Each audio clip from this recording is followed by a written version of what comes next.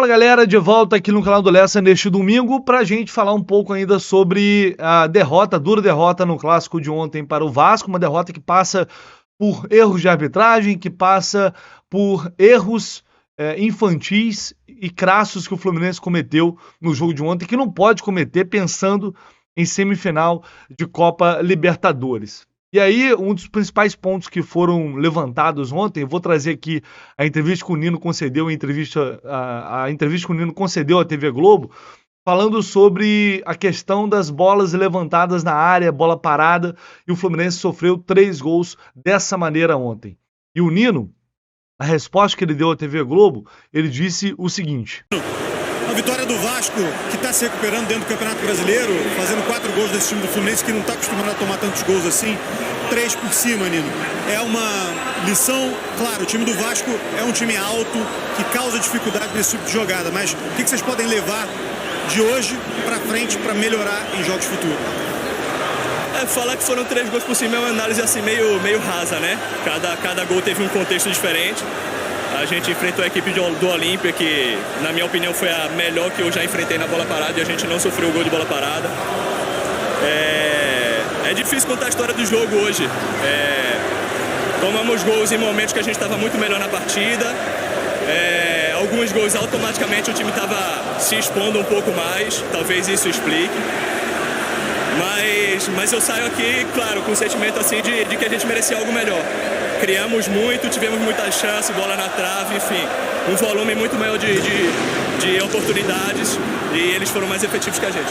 Uma última pergunta a respeito da interação com o Rafael Claus durante o jogo. A gente viu muitas reclamações em lances capitais, pedidos de pênalti, também no lance do primeiro gol do Vasco, a falta no Cano. O que você leva daqui? É claro, você como capitão interagiu mais com ele ali, o que ele disse para você?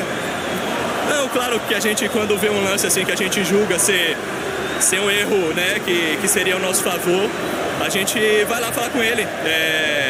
Ele disse que no lance do Cano o jogador pega a bola e depois atinge o Cano. Usou o mesmo argumento contra o Cano. É muito difícil falar de arbitragem aqui porque a gente vê o lance de uma maneira muito rápida, às vezes longe, e a gente não perdeu hoje por culpa da arbitragem. A gente poderia ter feito mais. Obrigado, Nino. O Nino não coloca na conta da arbitragem a derrota do Fluminense. Mas eu vou... Guarda esse, quando ele fala que o Klaus disse que... Quarta-feira muito movimentada aqui na nossa região.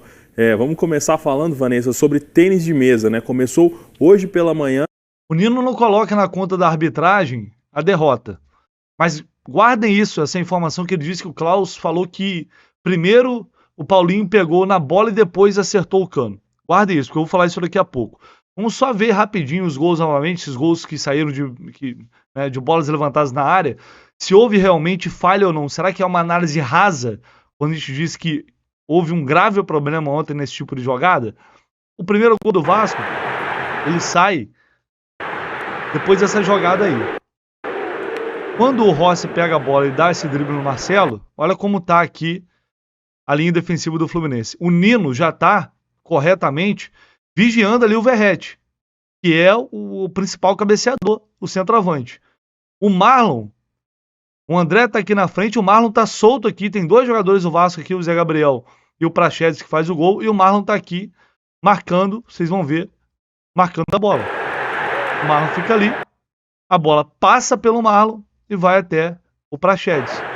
O Nino tenta chegar e não consegue. Ou seja, óbvio que houve uma falha de posicionamento, uma falha gritante de posicionamento do sistema defensivo. O outro gol do Vasco, vamos lá.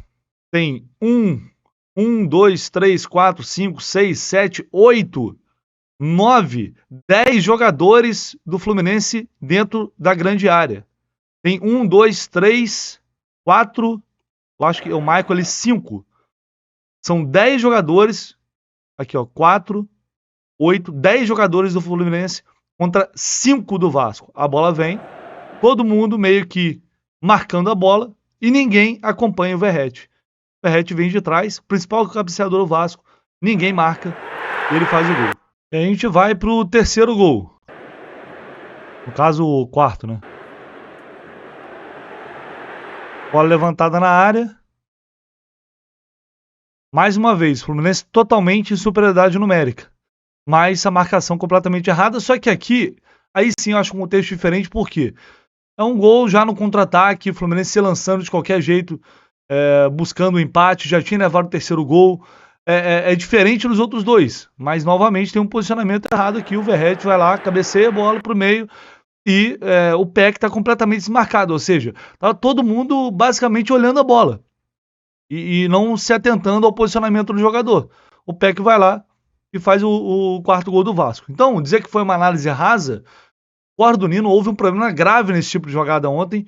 E eu digo pra vocês aqui que um jogador fez muita falta no jogo de ontem, que foi Felipe Melo. Quando o Nino fala que nós não sofremos contra o Olímpia, o Felipe Melo, principalmente no início do jogo, foi soberano nesse tipo de jogada. E vem sendo assim. O Fluminense teve 2 jogos recentes levando gols dessa maneira. Contra o Atlético Paranaense e agora contra o Vasco. E a coincidência, o Felipe Melo não estava nesses jogos. Ele fez aí buscando, quando o Fluminense sofreu gol desse tipo, em jogadas parecidas, contra o Curitiba, tem uma jogada que o Felipe Melo está, sim. Inclusive é em cima dele. O gol, vou colocar para vocês, é uma jogada novamente em que ele tá ali, o jogador vindo atrás, ele tenta recuar, não consegue, e depois faz um pênalti. Porém, foi uma atuação muito ruim do Felipe Melo, a pior dele em muito tempo, e depois ele novamente retomou a consistência. É um jogador muito importante e ontem fez muita falta. O Marlon, infelizmente, não disse ainda que veio. Uma contratação que gerou uma expectativa enorme, mas o Marlon não está bem. É estranho, um jogador que vem de temporadas consistentes na Europa, que a gente sabe que tem muita qualidade, mas que não está bem. E eu acho que o desfalque do Felipe Melo ontem foi muito também determinante para que o Vasco tivesse tanta superioridade nesse tipo de jogada. Então, para mim, que há um problema, quando o Felipe Melo não está, principalmente, há um problema em relação às jogadas, é fato. É fato. Se é crônico ou não, acho que é cedo para dizer. Mas ontem isso ficou muito escancarado. E vamos à parte da arbitragem agora. Eu vou trazer para vocês aqui, quando o Nino fala que o Rafael Claus disse que não deveria ter marcado a falta porque o jogador pegou a bola primeiro. Vamos lá, vamos ver o que acontece aqui. Olha o braço do Paulinho. Olha o braço do Paulinho. Não, esqueça embaixo. Não vou nem levar em consideração o corte do Cano, no calcanhar do Cano. O pisão. Que ele toca a bola e acaba depois pisando com o outro pé, pisando no calcanhar do Cano. Ele toca a bola também é um fato. Mas reparem, em cima.